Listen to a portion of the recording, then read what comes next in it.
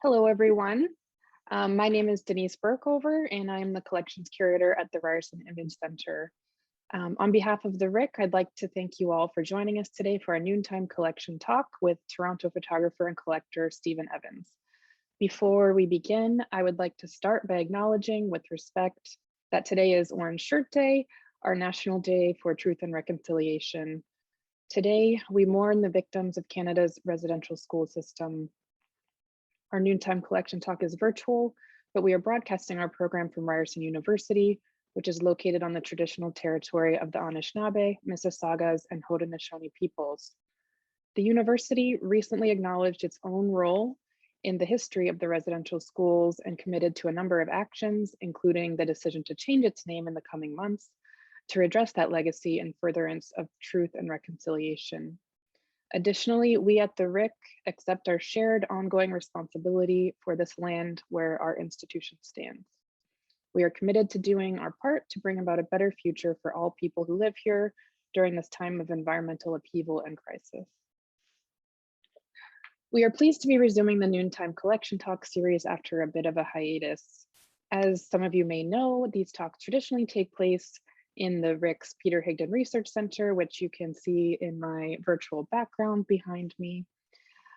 Started by the RIC's founding collections curator, Peter Higdon, the talks offer visitors an opportunity to view works from our collections without barriers while learning about them from a variety of different perspectives. And while we are not able to offer that vital in-person experience today due to the virtual format, we are very excited for this opportunity for focused discussion on one of the RIC's most exciting new acquisitions. I also want to note that today's talk is being offered in conjunction with the university's Alumni Week events, which conclude on October 2nd, and we are grateful to the Alumni Office for their support. We also hope that you will join us for the next talk in this series, which occurs on Thursday, November 18 at noon, when acclaimed Canadian photographer Edward Bertinsky will join us to discuss his recent career-spanning multi-year donation to the RIC. And now I would like to mention just a few program notes before we begin. Please note that we are recording today's event for future reference and upload onto our online platforms. After Stephen's talk, we will commence a Q&A, and we invite you to contribute questions throughout the lecture using the Q&A function located at the bottom of your screen. And lastly, in the case of a technical difficulty, we thank you for remaining patient with us while we correct the issue. And now it is my great pleasure to introduce our speaker for today, Stephen Evans. A graduate of this university's Media Studies program in 1982, Stephen is a Toronto-based photographer whose work has focused on architecture and the urban environment for more than 40 years. The genre of architecture has likewise been a central passion within his collecting practices. He has compiled over 2 decades a comprehensive resource of early photographs and other objects associated with the 19th century British photographer of architecture and landscape, Francis Bedford. Stephen will be speaking with us today about his recent gift to the RIC of nearly 1,300 works by Bedford, which together form the extensive Francis Bedford Research Collection. And now I'm happy to turn things over to Stephen. Thank you very much, Denise, for the introduction, and welcome everyone. Thanks so much for taking the time to attend this virtual tour of the Francis Bedford Research Collection, especially on this solemn day for truth and reconciliation, a day to honor the children, survivors, and communities unjustly affected by the residential school system in Canada. It is a day to listen, a day to recall this tragic legacy, and a day to contemplate a better future for generations to come. And now, without further ado, let's commence the presentation. I began studying and collecting 19th century photography many years ago when I was a student at Ryerson University. I was enchanted by the look and mystery of these seemingly ancient views and fascinated by the stories of the intrepid photographers who used experimental techniques in the most challenging situations to produce masterful images that survived the passage of time. After a few years of learning how to collect, I began to focus on images related to my personal interest in urbanism and architecture. I began looking at Francis Bedford's works some 20 years ago when I acquired one of his particularly beautiful images to add to my collection of 19th century photographs. It certainly wasn't my intention to collect Bedford comprehensively, but when researching the image, I became frustrated at how little of Bedford's work was represented in the realm of photographic literature. At the time, there was really only one major text resource, Bill Jay's seminal 1976 thesis, Francis Bedford, 1816 to 1894, English landscape photographer of the wet plate period. The essay was assiduously researched and really well written. It primarily addressed Bedford's ancestry and his professional career as a lithographer and photographer, but it suffered from a lack of good illustrations. It also lacked a detailed description of who Bedford was as a person, the kind of information that might help us understand the kinds of things that may have affected or motivated him as an artist. This, of course, is very understandable because Bedford left few personal records that give us insight into his personality. Even contemporary descriptions of him by his colleagues that might reveal his interests beyond photography, for example, his views about political and social events of the time, or gossipy recollections about foibles when traveling, seem to be non-existent. In his lifetime and beyond, Bedford's work was well known and highly admired, but almost nothing was known about the man himself. The lack of personal details and the dearth of published examples showing Bedford's range of accomplishments frustrated me and raised my curiosity. So with the advent of the internet as a helpful resource, I decided to take a chance to dig deeper and examine Bedford's work to engage in a kind of photographic forensic investigation with the hope that by building a comprehensive collection and hopefully discovering new undocumented material, I might learn more about Francis Bedford that in turn I could share with others and add more to the public record. Today, after about 20 years of scrounging around antiquarian bookstores, photo dealer bins and boxes, and the deep pit that is the internet, the collection is now indeed a comprehensive assembly of lithographs, photographs, publications, and ephemera, which I think in its entirety provides additional insight into the life and career of this important 19th century lithographer and photographer. I could not have completed this journey without the considerable assistance from friends, dealers, curators, academics, and students. Thanks to all of you for helping grow this collection.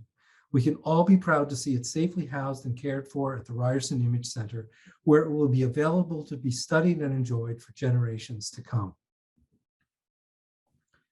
I will begin this presentation with a look at some of Bedford's ancestry to show you how his family background in art and architecture influenced the course of his career in lithography and photography. This will be followed by a chronological look at Bedford's artistic and professional careers to help set the context for the final section, a closer look at the diverse contents of Francis Bedford Research Collection. Francis Bedford was a direct descendant of a well-established middle-class Cornish family by the name of Tubb.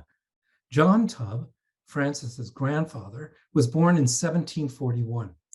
An upholsterer, furniture maker, and builder by trade, it was John Tubb who adopted the Bedford surname in 1785, receiving it by decree to perpetuate the family name of his wealthy uncle, Reverend Thomas Bedford of Letterkenny, Ireland.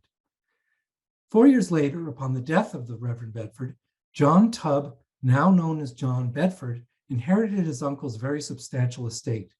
He also inherited an important family of relatives that included high-level civil servants, solicitors, architects, and clergy, thereby significantly raising his family's social status. In 1793, with his newly acquired fortune, John Bedford purchased a large 24-acre property in Chiswick near London, on which he built 3 Georgian mansions. In 1875, the property and houses were purchased to be incorporated into the UK's first planned garden suburb, now known as Bedford Park. The photos above show 2 of the 3 surviving mansions that Bedford built, Melbourne House and Bedford House. In 1805, John Bedford died, leaving the remains of his estate to be shared by his 8 sons. The eldest, Francis Octavius, became a highly respected architectural draftsman and architect. Francis Octavius Bedford, the photographer's father, was born in Kent in 1784. At the age of 30, he married Sophie Curtis. They had 5 children, 2 daughters, and 3 sons. It is believed Francis Octavius Bedford began his professional career as a clerk and apprentice employed by the neoclassical architect Sir John Soane. Soane's work included public and private buildings, homes, churches, and a museum that housed both his life's work and his personal collection of architectural artifacts. A volume of plans and drawings attributed to Francis Octavius can be found in the museum archives. In 1811, at the age of 27, Francis Octavius accompanied Sir William Gell and John Peter Gandy Deering to Greece and Asia Minor on an architectural research mission sponsored by the Society of the Dilettanti, an organization of collectors and artists established in 1734 to study and promote interest in classical antiquities. Francis Octavius's role was to produce drawings of classical Ionian architecture for publication, part of an ongoing series published by the Society. Shortly after returning to London, Francis Octavius established his own successful architectural practice, specializing in ecclesiastic buildings in both the Greek Revival and Gothic styles. After a successful career, he died at his home in Greenhithe, Kent in 1858. Here, in this beautiful example of one of his engravings from the Dilettanti project, you can see the influence of classicism on his design of St. Luke's Church in Norwood, London. And finally, our man, Francis Bedford Jr., the lithographer and photographer. Francis Bedford Jr. was born in Camden, North London on August 13, 1815. Little is known about his upbringing, but given his father's professional and social status, we can assume he was raised with a very good education. He commenced his professional life as an apprentice draftsman in his father's architectural practice. There's no record that I have found that he ever designed any buildings. However, his artistic interests and abilities were recognized early when in 1833, at the age of 18, one of his paintings was accepted for exhibition at the Royal Academy, where he continued exhibiting his works until the 1840s. The subject of Francis's early works was primarily about architecture. Bedford's combined experience as a draftsman and illustrator of architectural subjects, along with the probable introduction to his father's professional acquaintances, helped to attract the interest of eminent architecture and design writers of the time, such as George Ayliffe Poole, J.W. Huggle, and Matthew Digby Wyatt, as well as highly regarded London publishers, including John Wheel and Day and Son, among others. It was with their encouragement that Bedford turned to lithography as a useful and lucrative means for reproducing his and other artists' work. His earliest published lithographs were based on his own drawings for a book entitled Sketches in New York, published in 1841, a copy of which is in the research collection. Among his other early published works were fold-out charts of ecclesiastic architecture, such as the one illustrated here, a chart of Anglican church ornament. These easy-to-read guides with text and illustrations by Bedford highlights his expertise in architectural and art history, his precise skills as an illustrator, and his increasingly sophisticated ability with stone lithography. These charts are really quite ingenious. The full-size lithograph, 17 inches by 33 inches, was divided into panels and mounted on thin canvas, which folded down into a cover that was about 4.5 inches by 6 inches. In 1843, at 28 years old, Francis married Mary Graham. Together, they moved to Holborn, London, where he was listed as a lithographer artist. Mary and Francis had 2 children, Arthur, born in 1845, and William, born in 1846. By 1850, Bedford was probably well aware of technical advances in photography, and he clearly recognized its potential use for his practice of lithography. I still have not uncovered any documentation describing exactly when Francis Bedford began taking photographs, nor have I located any description of how he learned the art and science. But in 1853, he was commissioned by Henry Cole to photograph works of art in the collection at the Marlborough House. Cole was one of the driving forces behind the creation of the great exhibition held at the Crystal Palace in 1851. Using the wet plate collodion negative process, Bedford produced 84 albumen prints that were assembled in an album that was purchased by Queen Victoria. 5 years later, in 1858, Bedford put the photographs to good use as reference for the production of chromolithographic illustrations published in the Treasury of Ornamental Art by Sir John Charles Robinson. On the left is an example of one of the Marlborough House photographs taken by Bedford in 1853. On the right is his chromolithograph based on the original photograph, and published in 1858. A copy of the Treasury of Ornamental Art is in the research collection. From 1854, Bedford expanded his photographic pursuits, moving beyond the confines of the studio environment to photograph architecture and landscapes that interested him. He became active with the newly formed Photographic Society, contributing works to the Society's first exhibition that year. The following year, his work was published in the Society Club album, and in 1857, he was elected to the Photographic Society Council. Bedford's achievements with photography and his involvement with the Photographic Society impressed Queen Victoria sufficiently enough for her to commission him in 1857 to travel to Germany to photograph the town of Coburg, the birthplace of Prince Albert. The resulting photographs were presented as a birthday present to Albert from Victoria.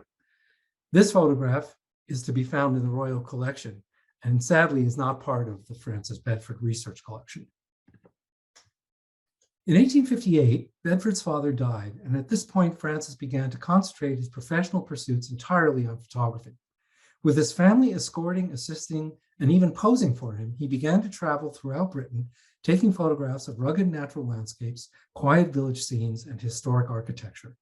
He deployed a variety of cameras to produce stereo view, half plate, full plate, and large 10-inch by 12-inch wet and dry plate collodion negatives. And by 1859, he entered into an agreement with Catherall and Pritchard of Chester to publish and market his photographs. This is a pivotal moment when Bedford transitions from being a professional lithographer and amateur photographer to being a full-time commercial photographer. If you look closely at Bedford's photographs, especially his stereo views, you can sometimes pick out Mary, Arthur, William, and even Francis himself, who often appear in the shots, presumably to add a bit of humanity and scale to scenes that were otherwise uninhabited. You can also spot his specially designed horse-drawn carriage fitted out as a mobile darkroom, parked conspicuously in some of the views. On top of the cab was a metal container to carry water, and the back of the cab was used to store his cameras, negatives, dark tent, and processing supplies. From 1854 to 1862, Bedford contributed 650 photographs to numerous important group exhibitions, including the Photographic Society in London, the Manchester Art Treasures, Photographic Society of Scotland in Edinburgh, the Architectural Photographic Association in London, the Glasgow Photographic Society, the International Exhibition at Kensington, and his only solo exhibition of his Tour of the East views, produced by Day and Son at the German Gallery in London. This is one of Bedford's contributions to an exhibition of photography sponsored by the Architectural Photographic Society in London, 1861. Bedford's contributions were all large format albumen prints. They were rigorously composed, highly detailed, and generally very heroic studies of ecclesiastic architecture that architects, artists, architectural conservators, and historians would find useful. They clearly demonstrate Bedford's familiarity with art and architectural history, as well as his confidence and technical prowess with the camera. In 1860, Bedford also undertook important commissions to provide architectural photographs for publication and distribution by the London publishers Thomson and Company. These, like his Architectural Photographic Association photos, were also intended for use by architects, artists, historians, architectural conservators, and so on. This lovely image, taken in Wells Cathedral, is from the series of architectural photographs published by Thomson and Company. The cathedral is suffused with light that describes the scale, depth, height, and materiality of the architecture, all of which helps to convey a strong sense of place. The woman posing was probably his wife, Mary Bedford. In early 1862, shortly after the death of Prince Albert, Bedford was summoned on very short notice by Queen Victoria to escort the Prince of Wales and his entourage on a diplomatic tour of the East and the Holy Land, thereby taking on the role as probably the first ever official royal photographer. From February to June, working with large glass plate negatives in difficult, unfamiliar environments, Bedford produced perhaps his best-known photographs. Upon his return to London, deluxe albumen prints published by Day and Son were exhibited and sold at the German Gallery on New Bond Street in London. The work received high acclaim in the popular press and the photographic journals, cementing Bedford's place as one of the most admired photographers of the day. There are 74 prints from the tour in the research collection, including single and variant prints. With his trip abroad and his exhibition behind him, Bedford resumed his photographic journeys in England and Wales. For the next few years, he traveled during the spring and summer months to amass views of ancient architecture, uninhabited landscapes, village street scenes, and epic views of historic towns and seaside resorts. In the autumn, he would return to London to attend to the business of printing, publishing, and distributing his work. Catherall and Pritchard continued to market Bedford's burgeoning inventory of stereo views, CDVs, and album prints of various sizes. This is an example of a single mounted image published and sold by Catherall and Pritchard. Groups of these mounted photos were also assembled together to be bound in elaborate covers and sold as souvenir view books. Between 1863 and 1866, Bedford published works in books including William and Mary Howitt's Ruined Castles of Great Britain, The Recent Discoveries at Cyrene by E.A. Porcher and R. Murdoch Smith in 1863, and W.H. Thompson's The Holy Land, Egypt, Constantinople, Athens, a series of 48 photographs, 1866. These books, containing Bedford's photographs, are among numerous others in the collection, including various editions of the same publication. This photograph of the head of Perseus marks Bedford's return to the studio. The prints in the copy of Cyrene in the research collection are really superb examples of mid-quality albumen prints. With the unexpected death in 1867 of his 22-year-old son, Arthur, Francis Bedford ceased his travels, resigned from his role as vice president of the Photographic Society, and thereafter produced photographs only sporadically. At some time between 1867 and 70, Bedford relinquished the day-to-day operation of his business to his surviving son, William, an accomplished photographer in his own right, who continued to print and market his father's inventory. For the balance of his life, Bedford continued his involvement with photography primarily by participating in Photographic Society meetings, returning to his role as vice president for a short time, but then officially retiring in 1886. His wife, Mary, predeceased him in 1888, as did his 44-year-old son, William, in 1893. Francis Bedford died 17 months later on the 28th of June, 1894, leaving behind his vast inventory and a modest estate.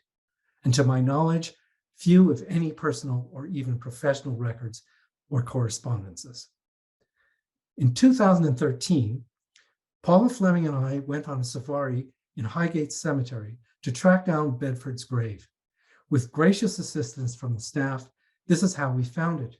The gravestone, seen here in the middle, was tightly packed among others, overgrown with weeds and vines, and the lettering on the gravestone was eroded and unreadable.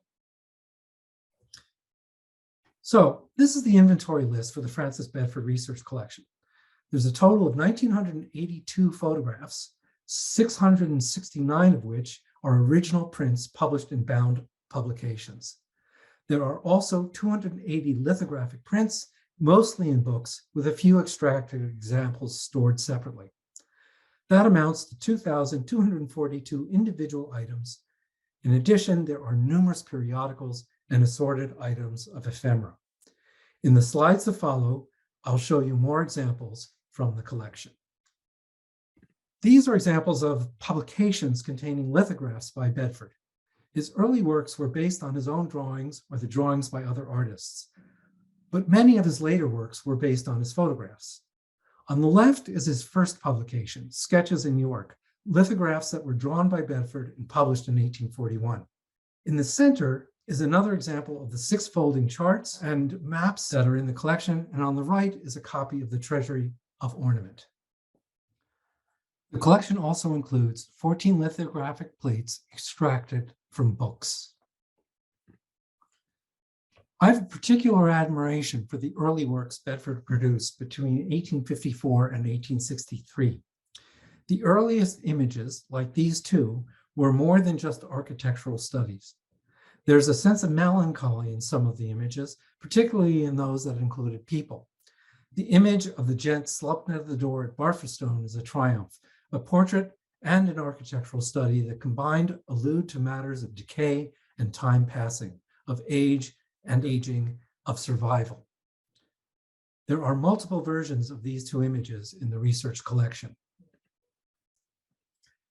These are examples of works from the series of architectural views published by Thompson and Company in 1860. Photographing in interiors was a real challenge with wet plate negatives, large cameras, and slow lenses. Exposure in these relatively dark places were onerously long. When I look at Bedford's interior views, I can't help but think that he was moved deeply by the exquisite quality of light that he would find inside these ancient buildings, and that the challenge of capturing that was well worth the effort. There are approximately 88 large format prints from this series in the research collection, possibly the largest assembly of these works in one place. In a way, these two images demonstrate two picture-making imperatives for Bedford. The Tintern Abbey Choir arcade suggests the sensibility of contemplation and nostalgia. Illuminated with chiaroscuro light, there seems to be a narrative that is not just about architecture, it also seems to be about place, history, memory, and solitude. This is the photograph that inspired me to collect Bedford's work. On the other hand, the Lincoln Cathedral photograph on the right is a pragmatic image with a very specific intent to document, as definitively as possible, the structure, material, and iconography that adorn the facade of the Lincoln Cathedral. It is what we affectionately call in my business of architectural photography a meat and potatoes image, albeit a particularly beautiful one that might be especially of interest to those studying Gothic architecture. I'm disinclined to think that Bedford set out deliberately to explore the relationship between humans and the natural environment, but like so many photographers of his generation, he found the landscape an irresistible subject for his photographs, reflecting a prevailing sensibility among Victorians that the landscape was a place of physical and spiritual healing. By 1860, when these photographs were taken, Bedford began systematically seeking out popular destinations to photograph and then market his idyllic views to well-to-do and middle-class travelers eager to acquire souvenirs. This page shows examples of variant prints. The collection contains many duplicate and variant prints from the same negative to try and get insight into Bedford's practice. Comparing these images helps inform us about the kinds of decisions he had to make about printing, finishing, and disseminating his work. In this group of albumen prints of the Norman staircase at Canterbury Cathedral, you can compare the cropping and mounting of the prints, all from the same negative. The top left is a full, untrimmed, unmounted print, likely produced shortly after the negative was exposed. In this case, the entire image on the negative is visible. The top right is a dome-topped crop from the same negative. In this case, the shape is achieved by manually trimming the print, which was then glued to a thick beige colored cardboard. This was a popular look employed by early Victorian photographers, though it was sometimes used to deliberately obscure the darkening caused by lens vignette at the corners of the image.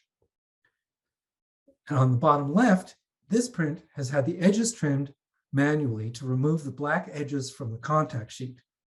Some image loss of the images from trimming is inevitable. This print was glued to a thin beige paper mount that suggests a probable early print date. And finally, an example printed and trimmed by another photographer, mounted on a high-quality thick white cardstock with printed titles and credit below the print. Bedford is credited on right below the print, and on the left credits Francis Frith as the printer and publisher. This is the presentation found with photographs from Francis Frith's Gems of Photographic Art series, published almost 10 years after the photograph was originally taken.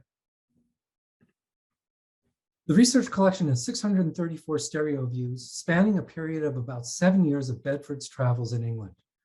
Managing a numbering system for a burgeoning inventory was a complicated issue that necessitated constant maintenance and refinement over time. As new images were added, series of images based on locations were created. These changes can be confusing, as the same image may appear in several different series with different numbers. Thanks goes here to Graham Wood, who dissected the unruly and complicated inventory of approximately 3,000 images into 4 basic categories, each denoting a change in the numbering system with a change in the style of the mount. On the top left, we have what we call type 1. From 1859 to 1860, the card was characterized by a mousy brown color with an applied label with title and number printed in red and attached either to the front or the back of the card. Type 2, produced between 1860 and 1861, is a buff yellow mount with title and number located on the bottom right below the images. Type 3, produced between 1863 and 1865, shows a yellow mount with the title and number running along the right side of the images.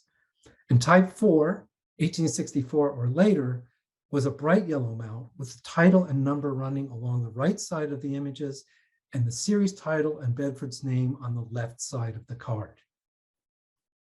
On the left is an inventory and/or negative reference card for stereo views with negative numbers inscribed between the two frames. This was certainly not meant for distribution. It's the kind of record that any studio might use to maintain and retrieve negatives for printing. On the right is an example of one of 8 very scarce catalogs published by Catherall and Pritchard. Each catalog lists the titles and numbers, print size, and type of print available for purchase. Bedford also produced carte de visites, which were typically embossed with lithographic titles and numbers on the front, either below or beside the image. The prints were actually trimmed from stereo views, and the print numbers correspond to the numbers of that stereo view. Generally, the CDVs had a lithographed monogram with Bedford's name on the back. There are 118 carte de visites in the collection. The collection also contains numerous photographic albums. This is a very large album that was probably displayed in a retail milieu, such as a stationery store. It contains numerous photographs fitted loosely on pages and was used for choosing, purchasing, or ordering prints.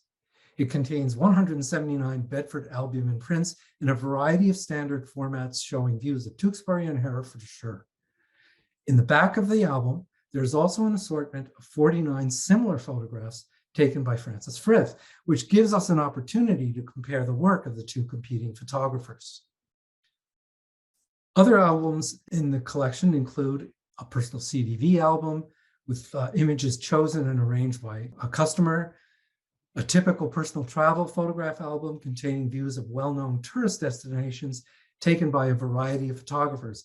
It's not unusual to find examples of Bedford's photographs contained in these kinds of albums. And then finally, an assortment of 16 souvenir view books with mounted albumen prints on titled and numbered mounts. These albums were published by Catherall and Pritchard. They ranged in size and typically contained from 10 to 50 images. Considering the quality of production with leather covers embossed with gold lettering and letterpress titles, these were likely to have been most attractive to the carriage trade. The research collection also includes 10 published books and 6 journals illustrated with numerous Bedford photographs. There are 3 copies of ruined abbeys, including 2 first edition copies with a conventional cover, as well as 1 very scarce presentation copy bound in leather. The Discoveries at Cyrene, which I've mentioned before, documents ancient sculpture and contains some of the best preserved albumen prints in the research collection. There are 74 loose views in 3 formats from the Tour in the East series. These 2 images are among a number of deluxe-sized prints on oversized mounts with printed titles that were marketed by Day and Son in connection with the exhibition at the German Gallery, London in 1862. Bedford also offered unmounted versions of the prints from his own studio. In addition, there were a series of smaller cropped prints published by Marion and Company, as well as reduced size copy prints that were published in various books. So here you can see a comparison of the 3 basic formats of the Tour of the East views printed from the same negative. On the left, the original deluxe size print for exhibition published by Day and Son in 1862 with the title, negative date, and number inscribed in the negative. In the center is a reduced size print for a series published by Marion and Company, possibly in around 1870. This is physically cropped image from an original deluxe size print and has been renumbered and retitled. And finally, the reduced copy print, which was taken from a deluxe size print for publication in books after 1862. Here are examples of important publications related to the Tour of the East, illustrated with copy prints taken from original prints. Bedford was on a pretty tight schedule on the Tour of the East, and there was probably little time to experiment with complicated and time-consuming techniques, such as producing a 3-panel composite panorama. I've taken these 3 sequentially numbered images of Corfu and assembled them in Photoshop to see if they actually line up. Sadly, they don't, but I still wonder if this is an attempt at making a panorama that just didn't quite work out as planned. The collection also includes ephemera related to the tour in the East, including this custom portfolio cover produced by Day & Son to store deluxe prints, as well as examples of lithographs taken from Bedford's photographs printed in the London Illustrated News in the 1860s. And in the sundry category, there are examples of other printing techniques. To my knowledge, there are no surviving salt prints actually made by Bedford. It is uncertain, in fact, that he ever made them at all. From the very beginning of his career, he preferred the inherent sharpness of wet plate collodion negatives to render his highly detailed images. On the left is a salt print of a Bedford image that is inscribed and dated on the back in an unknown hand, crediting a Mr. Sutton as the printer. This was likely to be Thomas Sutton, the British photographer and promoter of the Blancart Everard modified calotype process. The reason that Sutton produced this print remains a bit of a mystery to me. Perhaps he produced this as a sample print to convince Bedford of the merits of his printing process. Lastly, on the right is an early example of a photoelectrotype reproduction taken from Bedford's photograph of Wells Cathedral, possibly a photogalvanograph made by Paul Pretsch or Duncan Dallas. So there you have it, an overview of the Francis Bedford Research Collection now held at the Ryerson Image Center in Toronto. What you have seen here is just a fraction of the content. I believe there still remains much to be learned about Bedford's work, and it is my hope that this collection will serve to inform and inspire further research for the future to come. I hope you enjoyed the presentation, and thank you again for attending.